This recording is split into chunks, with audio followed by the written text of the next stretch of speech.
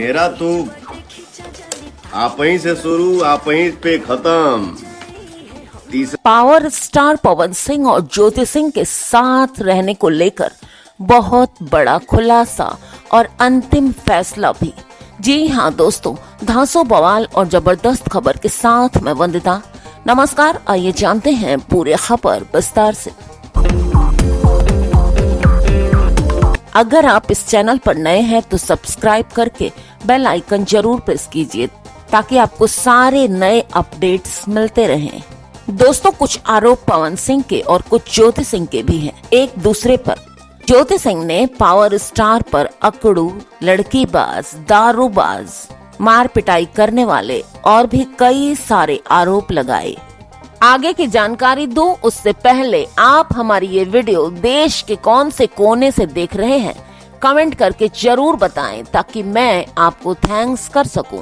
तो दोस्तों, ऐसे ही अपना प्यार बनाए रखिए, चैनल को लाइक करिए, सब्सक्राइब करिए, शेयर करिए और हाँ, कमेंट भी कीजिए।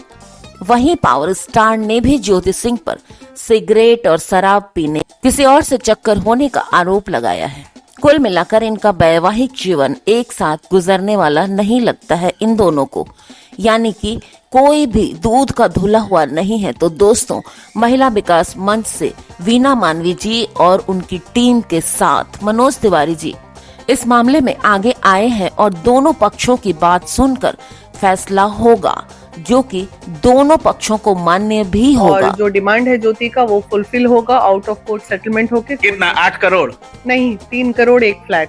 3 करोड़ और एक फ्लैट ले।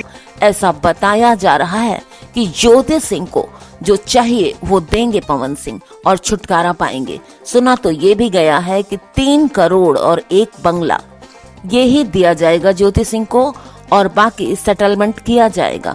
बस अब जल्दी ही मामला निपट जाएगा। आप भी अपनी राय कमेंट में जरूर दे दोस्तों कि क्या होना चाहिए।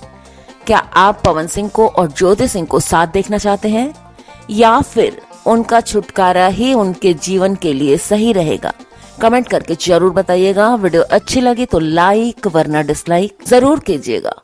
मिलते हूँ अगली खबर में फिर से।